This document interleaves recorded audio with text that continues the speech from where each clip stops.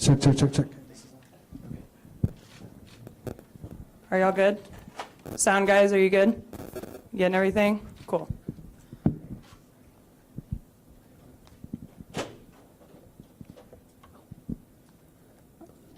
Oh. First question here? Yes, sorry. Hi, ladies.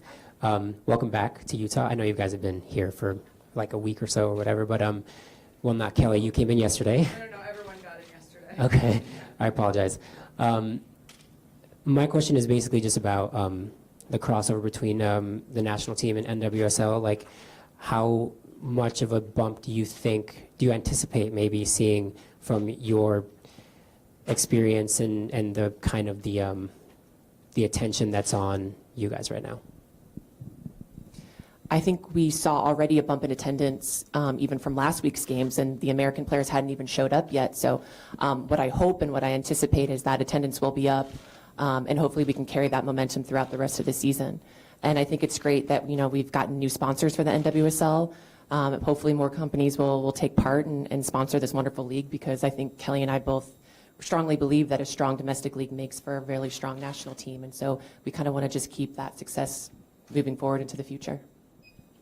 You've each played in 2 World Cups before this one. How does this compare to 2011 and 2015? Like, what growth have you seen, and kind of what do you expect this to do for soccer in the U.S.? Yeah, we both obviously have played in 3 now, and we've both played different roles in each one. I think with each World Cup, 2011 was the first time we had made the final since 1999, I think, yeah. So that was, I think, when we lost in 2011, but we came home and the U.S. kind of welcomed us as champions. And as players, we were a bit surprised by that, but it was a great thing for the national team. And then it also kind of, I think, helped us start the NWSL. And 2015 obviously was huge, winning, and then hopefully winning again will continue to just push the sport forward in the U.S. and on the global stage. I think that from the World Cup, it felt not different, but you do see a progression through the years and as it goes on in terms of just how it's being represented on the global stage and received, which is a great thing. So hopefully that'll continue, and we'll see that in the NWSL as well.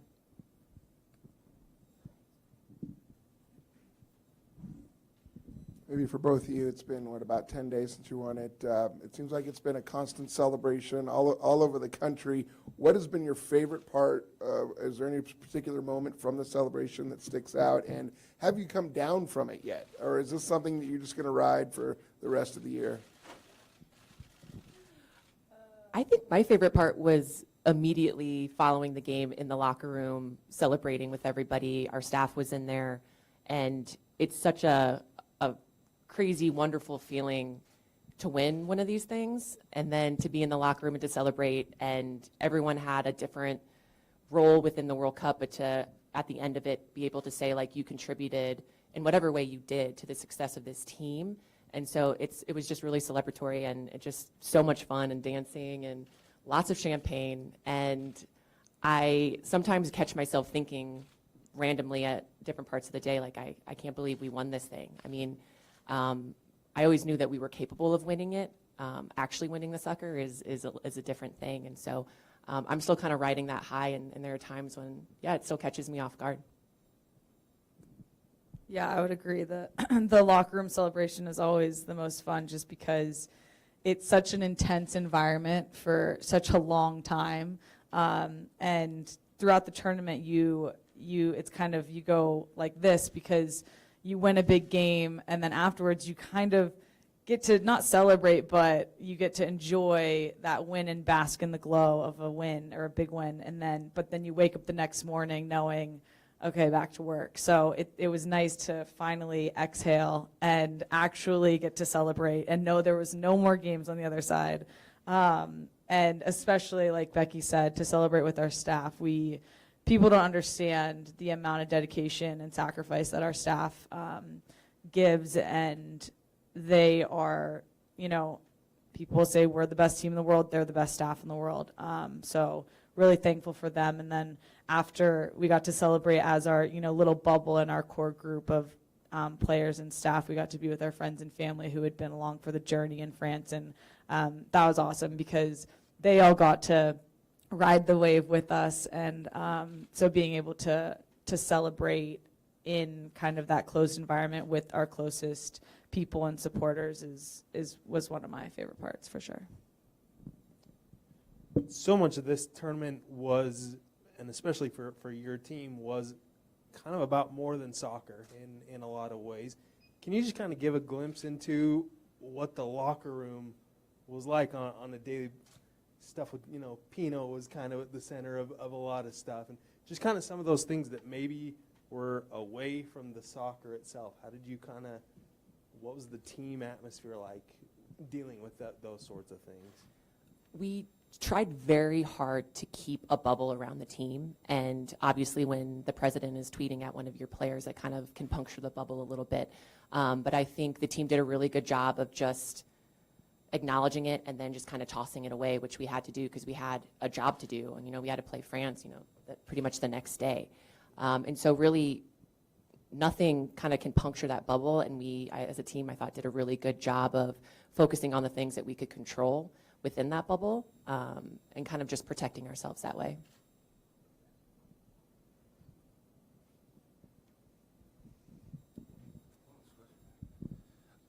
I got a couple questions, but I'll start with this.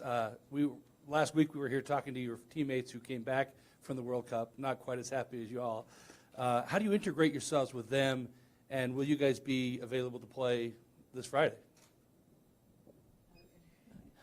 Well, that's a Laura Harvey question for availability to play. But just coming back into the fold, which was really for us just today, you just kind of walk into the locker room and you have to reintroduce yourself. We had been gone for 60 days from this team. But everyone was very happy to see one another, lots of hugs, lots of congratulations. And then it's kind of it's time to work. We're back with Utah. It's now time to win this season and to prep for the next game. So really it wasn't that big of a, hey, you're back. It's okay, let's get to work. A couple hugs and then onto the training field for sure.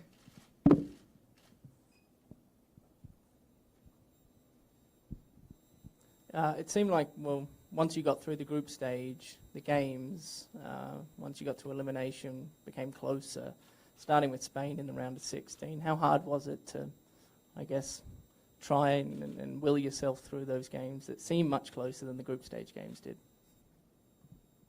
Yeah, I think whenever you go from group stage, you make it into the knockout round, that's when it's kind of two different tournaments. You're playing the group stage to advance, and then once you advance, it's do or die.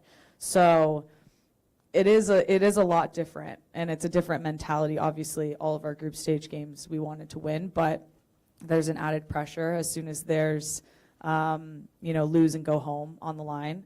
So I think that the games were definitely closer, but the competition was maybe a bit better. But at the same time, it's a World Cup. Every game's going to be close, especially in the knockout rounds. And I definitely felt different going into the Spain game than I did going into any of the group games.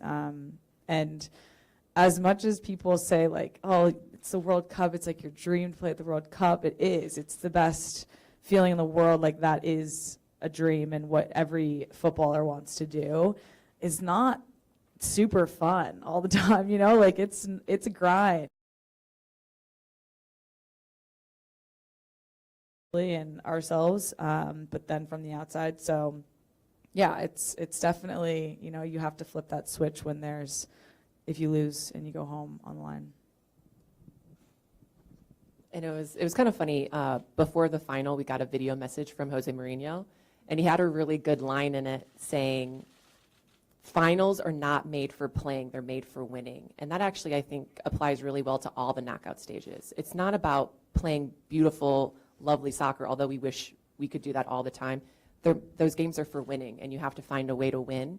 And I think we found ways to win that sometimes weren't pretty, but we got the job done. Becky, excuse me, Becky, your career has been so long and illustrious, obviously. What is it that keeps you going? And question for Kelley regarding Becky. Everybody knows what she does on the field. What does Becky bring, just some of the intangibles that makes her such a viable teammate?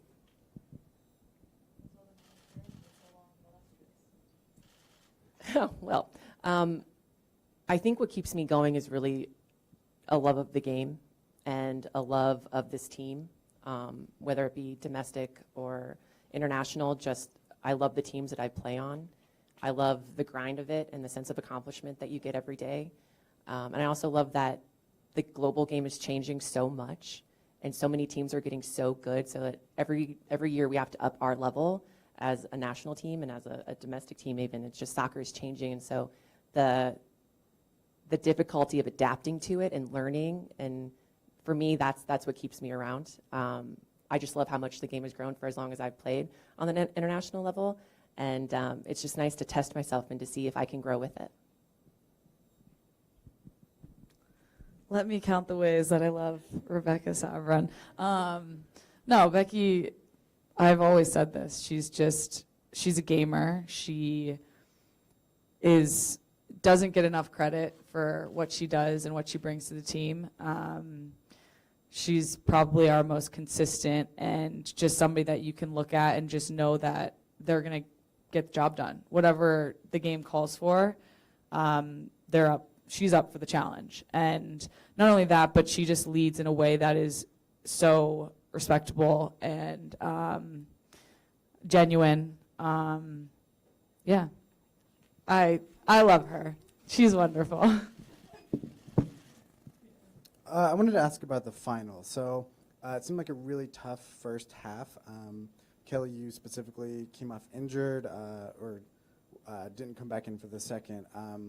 Can you speak to kind of the team's mindset in the first half, what's talked about in the locker room at halftime, and then Kelley, what it's like for you to get subbed out and have to watch the second half from the bench?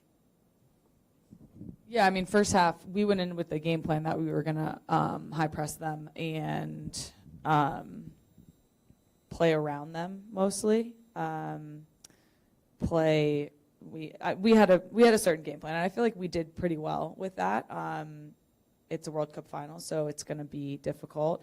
I think that they weathered the storm because I think that we did get a lot of chances in the first half, and we were down in their half for majority of it. In terms of what they talked about at halftime, Becky can speak on that because I was busy doing other things. And yeah, it was unfortunate to have to come off the field for the second half. Definitely didn't want to, but it was the medical staff's call, and got to respect that. And I knew that Ali Krieger going in was going to do a fantastic job, and I had every confidence, every bit of confidence in her to get it done. So wasn't worried about that. It's not fun to watch the game from the sideline. I've done it a couple times in my career through big tournaments, and thankfully didn't have to do it much in this one, but it was stressful. And but at the same time, I knew that we would get it done. So yeah, the halftime was mostly about momentum and how we had most of it, probably for 40 minutes of it, and then a couple of free kicks got a little wild in the last 5 minutes. And so going into halftime, it was let's regain the momentum. They're getting a little tired. They had 1 day less of rest. They had played extra minutes, and so really it was keeping the energy high, making them run, and just kind of grind them down. And by the end of that game, you could kind of tell that they were on their last legs. How much growth have both of you seen from the fan base here in Salt Lake City? Obviously, you guys have played for other teams around the country.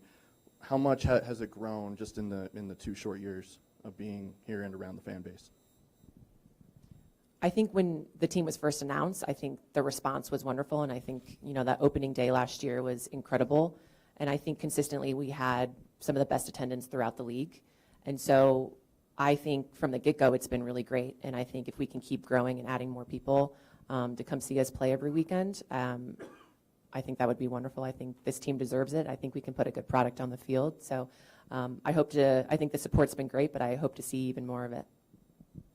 Continuing the conversation with the fan base, you guys were on the other side of the Atlantic, yet seemed to have thousands upon thousands of US fans out there. How much of a help was that? Oh, it was huge. I was really surprised by the amount of American fans at the World Cup, even in the group stage games. Ron's was our first game against Thailand, and the whole stadium was USA, which was incredible. And I remember running out for the France game in Paris for the quarterfinals, and we ran where we were warming up. It was all U.S. fans in front of us, and I remember looking. We kind of section off into lines to warm up, and I remember looking at my line and being like, "It's a home game, ladies. Let's do it." Like, wasn't even worried about it being predominantly French crowd, but it felt awesome to have that kind of support. It was incredible, and all the games were just unbelievable to feel that support. It really, really does make a difference for sure. So very thankful for that. How much do you think it's incumbent upon yourselves as not only national team players but World Cup champions to kind of help promote the NWSL versus how much is incumbent on the league itself to promote itself for growth and stuff? I think the responsibility falls on both. I think as individual players, I think we have platforms and followers that maybe the league doesn't have quite yet. So I think it's important for us, and it's a responsibility for us to promote the league in the best way possible. We know how important this league is to preparing us for the national team, but also within this league, you have so many wonderful players that don't play for the national team. And so I think it's really important that the league also recognizes that and keeps promoting these players that maybe don't play internationally but are still world class in their own way. So yeah, I think it's a dual responsibility.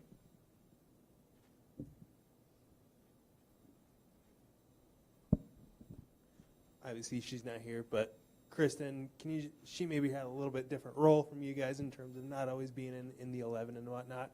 Can you just speak to her role, and then especially the one game that she did start, that just kind of what that might have been, what was that was like for you guys seeing her in that role? Yeah, no, Kristen did a fantastic job, and we talked about as a team, and it's kind of just how we operate is regardless of who's starting, it's 23 players that win us a World Cup, and we genuinely know that and believe that. And it's important that players who don't always find themselves in the starting 11 are ready to step into big roles and fill shoes if someone can't start. And Kristen's a great example of that. She did a fantastic job coming in the semifinal in the England game, scoring a goal and just playing phenomenally and doing everything that she needed to do to help the team win. And I think that's a testament to her as a player. I don't think the fact that she wasn't in the starting 11 is indicative of, who she is and what she brings to the team, because she's a huge lift. And we kind of always laugh. We're like, well, can you imagine being the other team watching like Carly Lloyd and Kristen Press sub in like the 75th minute and just not wanting to be on the field anymore? So I would say that's kind of how we feel. Another topic that's come up during the World Cup, obviously, is the equal pay topic. How important is it to keep that at the forefront of the national conversation, even in the weeks and months after the World Cup? I think it's hugely important, and I think until that gap is closed, it should remain a point of conversation. And obviously the narrative right now in society, equal pay is a big narrative, and for us to be able to lend our voice to it and to be maybe a representation of that fight, I think is something that we willingly take on because we know how important it is. Kelley, it appears you may never have to buy yourself another beer for the rest of your life, right? Somebody brought me a beer at the airport last night. I was like, is this legal? Can you do this in Utah? And they were like, I don't think so. And I was like, I'm going to put it in my bag just quickly. Yeah, that's not my question, but I noticed that. Yeah, well, you're not wrong. How would you characterize this team? You guys were called everything from arrogant and cocky after that 13-0 win to being just really, really good. How would you characterize this team that won the World Cup? We are really, really good. But we also are humble, and we know that, and we respect our opponents. You know, we know going into every game we have to bring our absolute best because we know the opposition is going to bring theirs. And I think that the descriptive words used to describe the team have been interesting. But like Becky said, during the World Cup, we don't really, I don't know, we don't, it's a strength of the team. We don't really care. We don't really allow that to come into the bubble and affect us. We just are so mission focused and driven that I think that's why we can say we are the best and we're able to achieve what we can, because we don't worry about the outside and the critique and the criticism and maybe the negativity around the team sometimes. So which I am proud of for this team. I think it's, like I said, I think it's a strength. I also think it's unfair to misconstrue self-belief as arrogance. And I think everyone on the national team has put in so much to be there, to stay there, and we know what goes into it, and that gives us confidence, and it, you know, helps us believe in ourselves and one another. And if the outside world sees that as arrogance, I think that's unfortunate, because to us it's self-belief. I'll also say that, like, confidence for this team, and with this team in particular, it's because we're so prepared. Our preparation is so, like, strenuous and detail-oriented, to the point that people don't understand. They don't know what we do as a team day in and day out, and the amount of attention to detail we pay to even the littlest things. So I got asked that question during the World Cup, like, you guys seem to be really confident, and I wanted to say it's because we're prepared. Our preparation allows us to know that we've done every single thing so that whatever situation we encounter, we're ready for. And that's a testament to our coaching staff, for sure. Becky, you guys have both talked about kind of that bubble that you had to cocoon yourself in for the past 60 days with the national team and being focused on the task in hand and everything. Were you breaking that bubble very much, kind of keeping one eye on the league a little bit while you were away and sort of seeing some of the matches and the results, and the table was shaking up fairly constantly around here? How much were you kind of looking at that and maybe ribbing Tobin or Pino or somebody on other teams during games? And yeah, that kind of thing. But how much were you guys doing that a little bit?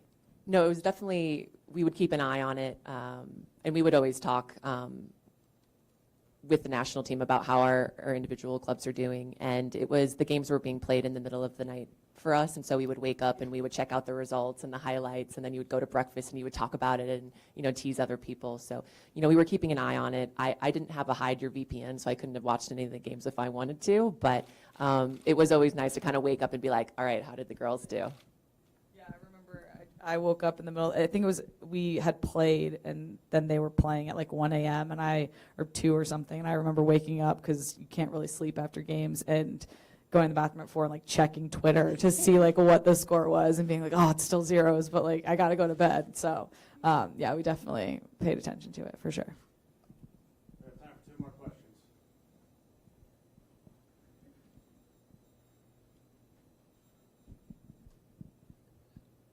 Out of the entire month and a half that you guys were gone, what are some of the experiences that both of you kind of felt like were unique, either with the fans, with the media, with you know, on the field, just kind of some that stick out to you?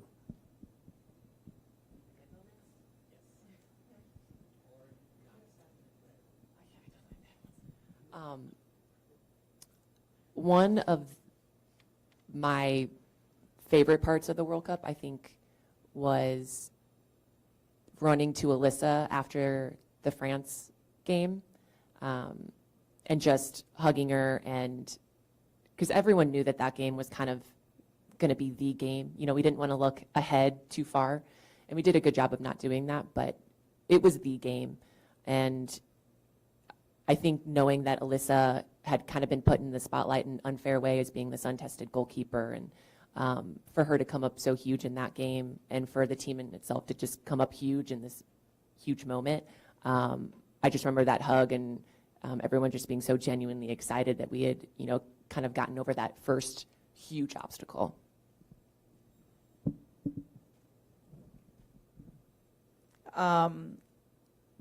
So Becky and I were roommates before the Thailand game, so our first game, and I had just been in media.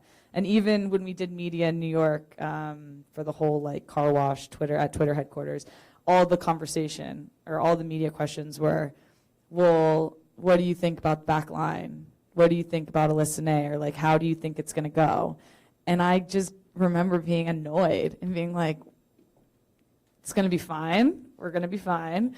And Alyssa's going to do great. And just knowing that was a narrative that the media was pushing. And I went and did media in Reims, went back to my room. Becky was in the room. And I was like, Becky, I'm so tired of the media asking how the back line's going to fare and how Alyssa's going to do in this World Cup. And I said, we need to shut them down to shut them up. And so after the final, we all took a picture of the back line and Alyssa because we shut everybody down and we shut everybody up. And I love that. And I'm really proud of the back line. I'm really proud of the way that we stuck together and just prevailed. Final question here. Prior to this World Cup, you guys had won Olympic gold and another World Cup. How does this compare to that? Like, do you rank them in your minds at all? Like, oh, this was my favorite. Can you just kind of walk us through what each of those wins was like and how they differ? It's hard. Everybody always is like, Olympics or World Cup? And I'm like, both. But I don't know. As I feel like my career's gone on, World Cup is pretty amazing just because football is the center of the global stage and of everyone's eyes are on them. But winning Olympic gold medal is pretty awesome as well, just because it's such like an American feeling. You have all these other athletes competing. Your Team USA, not just with your teammates on the soccer team, but with all the other athletes competing at the game. So they're different. They're just very different feelings, for sure. But I don't think you can rank them. Maybe Becky can. I don't know. No. Listen, gold is gold, man. Yeah, it's tough to rank because each one has it means something different, and the build up to it's different, and the team is different, and maybe the coaching staff is different, and you go through different challenges, and you celebrate different things, and so it's really hard to even compare them. I mean, they all feel amazing, but each one is just its own little beast.